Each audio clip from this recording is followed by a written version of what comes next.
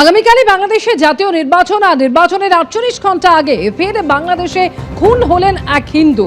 দোকানের মধ্যে ঢুকে কুপিয়ে খুন করা হয় তাকে।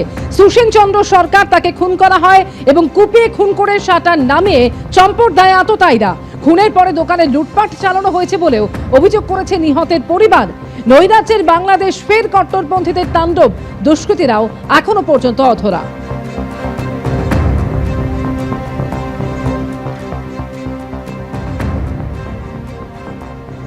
কাল বাংলাদেশে জাতীয় নির্বাচন, জাতীয় সংসদ নির্বাচনে জামাতের মূল প্রতিদ্বন্দ্বী হচ্ছে বিএনপি। আর ভোটের আগে প্রস্তুতির ছবি তুলে ধরেছেন প্রতিনিধি বিশাল পান্ডে। ढाका विश्वविद्यालय में पढ़ाई करने आई दीप्ति इस वक्त हमारे साथ हैं। दीप्ति, आप कहाँ से हैं? मैं ढाका जात्राबाड़ी से हूँ।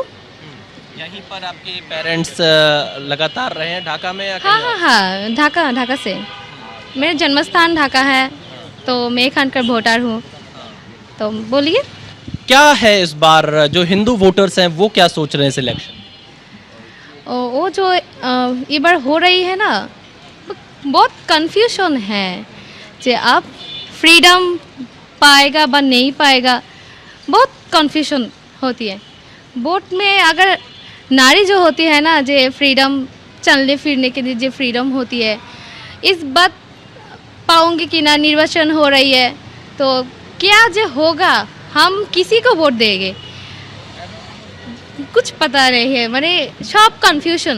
बेहतर दोनों हड्डाहड्डी लड़ाई पे है, देखा जाक कि होता है बा होगा। अवामी लीग को इस बार चुनाव नहीं लड़ने दिया गया यहाँ पर।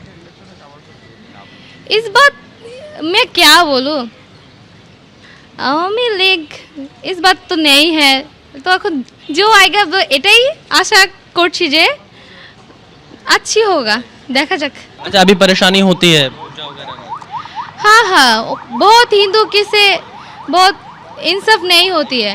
अभी आपके परिवार में कोई सब सुरक्षित है? आसपास के लोग सुरक्षित हैं यहाँ पर? आप तो सुरक्षित है, बट किसी तक सुरक्षित रहेगा कोई पता नहीं है कि क्या होगा इस निर्वाचन के बाद, क्या होगा मुझे कुछ पता ही नहीं आती है जो किसको वोट दूं। जो मतदाता हैं वो यह तय नहीं कर पा रहे हैं कि किस राजनीतिक दल के पास वो वोट करने के लिए पहुंचे।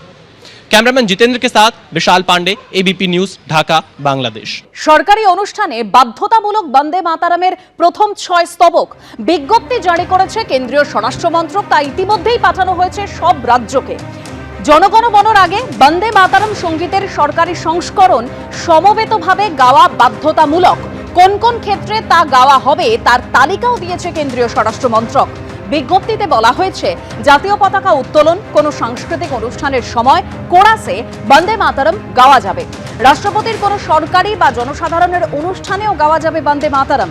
মন্ত্রীদের উপস্থিতিতে তাৎপর্যপূর্ণ অনুষ্ঠানেও উপযুক্ত মর্যাদায় বন্দে মাতারমের প্রথম 6 স্তবক গাওয়া যেতে পারে।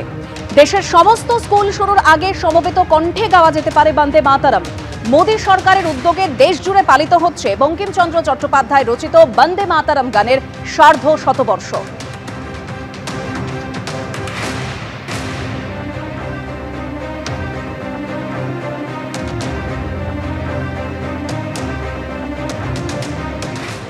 বন্দে মাতরম গানটি রচিত হয়েছিল এই বঙ্গেই। রচনা করেছিলেন ঋষি বঙ্কিমচন্দ্র চট্টোপাধ্যায়, সুর দিয়েছিলেন স্বয়ং রবীন্দ্রনাথ। আজ থেকে 130 বছর আগে এই কলকাতাতে এই জাতীয় কংগ্রেসের অধিবেশনে গানটি গেয়েছিলেন স্বয়ং রবীন্দ্রনাথ ঠাকুর। সেই বন্দে মাতরমের 6টি স্তবক এবার বাধ্যতামূলক করছে কেন্দ্রীয় সরকার। আমরা যেখানে আছি স্কুলে, সেই স্কুলে প্রার্থনার সময় জাতীয় সঙ্গীত এবং রাজ্য সঙ্গীত গাওয়াটা বাধ্যতামূলক। সেই ধারায় এবার সংযোজিত হচ্ছে বন্দে মাতরম গানটিও। 3 মিনিট 10 সেকেন্ড বন্দে মাতরম। স্টেট সং যেটা আছে সেটা 1 মিনিট 59 সেকেন্ড, আবার জাতীয় সঙ্গীত 52 সেকেন্ড। প্রায় 6 মিনিট 1 সেকেন্ডের মতো একটা সময় লাগার কথা।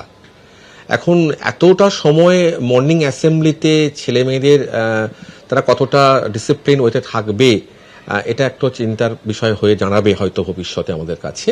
কিন্তু আমরা যেহেতু মধ্যশিক্ষা পর্ষদের অধীনস্থ একটি বিদ্যালয়, পর্ষদ যেমন নির্দেশিকা আমাদেরকে দেবেন আমরা সেটা মেনেই আমরা যথাযথভাবে পালন করব সেটা। অর্থাৎ কেন্দ্রীয় স্বরাষ্ট্র মন্ত্রক ইতিমধ্যে বিজ্ঞপ্তি জারি করেছে এই মর্মে যে সরকারি অনুষ্ঠানে বাধ্যতামূলক বন্দে মাতারামের প্রথম 6 স্তবক আর এবং এই যে বিজ্ঞপ্তি জারি করা হয়েছে তা পাঠানো হয়েছে সব রাজ্য সরকারকে। জনগণ মনর আগে বন্দে মাতারাম সঙ্গীতের সরকারি সংস্করণ সমবেতভাবে গাওয়া বাধ্যতামূলক। কোন কোন ক্ষেত্রে তা গাওয়া হবে তার তালিকাও দিয়েছে কেন্দ্রীয় স্বরাষ্ট্র মন্ত্রক। আর বিজ্ঞপ্তিতে বলা হয়েছে জাতীয় পতাকা উত্তোলন, কোনো সাংস্কৃতিক অনুষ্ঠানের সময় কোরাসে বন্দে মাতারাম গাওয়া যাবে। বন্দে মাতরম জাতীয় গান, স্বাধীনতা সংগ্রামের অন্যতম বীজ মন্ত্র, কিন্তু এই সময় দাঁড়িয়ে করার অর্থ ওই ঠিক যেভাবে বিজেপি ভোটের আগে রাম মন্দির করে, কারণ রামচন্দ্রকে ওরা ধর্ম হিসেবে নয় ভোট হিসেবে ব্যবহার করে, একইভাবে এখানেও বাঙালি সেন্টিমেন্ট, বঙ্কিমচন্দ্র, স্বাধীনতা সংগ্রাম, এইসব ইমোশনকে ভোটের স্বার্থে ব্যবহার করছে। ভোট মিটে গেলে দেখবেন বাংলা ভাষায় কথা বলার অপরাধে আবার পেটাবে বাঙালি বলে বাংলাদেশে পাঠিয়ে দেওয়ার হুমকি দেবে। সঞ্জীবনী মন্ত্র হচ্ছে বন্দে মাতরম।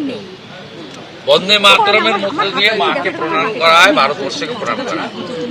এটা ওয়েলকাম করছি, কার্যকর হওয়ার দাবি রাখছি, অনুরোধ করছি এবং এটাও বলে রাখছি যে পশ্চিমবঙ্গে এই সরকার কার্যকর করবে না। আর গতকালই কেন্দ্রীয় বঞ্চনার অভিযোগে লোকসভায় সরব হয়েছিলেন অভিষেক বন্দ্যোপাধ্যায়। তিনি বলেছিলেন, আমি সেই ভারত থেকে এসেছি যেখানে সব জায়গায় বলা হয় সবকা সাথ সবকা বিকাশ। আমি সেই ভারত থেকে এসেছি যেখানে পশ্চিমবঙ্গের প্রাপ্য 1,96,000 কোটি টাকা বকেয়া রয়েছে। পশ্চিমবঙ্গকে অনেক টাকা দিয়েছে কেন্দ্র, তার হিসাবই দেখাতে পারেনি রাজ্য সরকার। পাল্টা Suvendu Adhikari.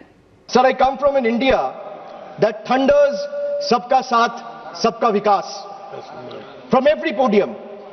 And I come from an India where West Bengal's rightful dues to the tune of 1,96,000 crores are frozen in cold bureaucratic silence. So despite repeated requests and appeals, we have been denied employment under Manrega, housing under PM Awas Yojana, road connectivity under Gram Sadak Yojana, even basic drinking water under Jal Jeevan Mission is being stopped. Narendra মোদীজি 14 থেকে 23 সাল পর্যন্ত প্রধানমন্ত্রী আবাস যোজনাতে মোট 30,000 কোটি টাকা দিয়েছে।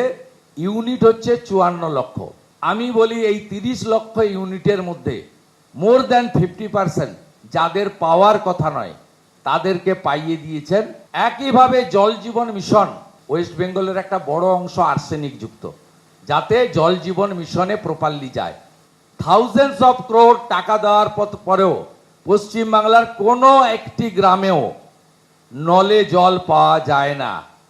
এবিপি আনন্দ, এগিয়ে থাকে, এগিয়ে রাখে।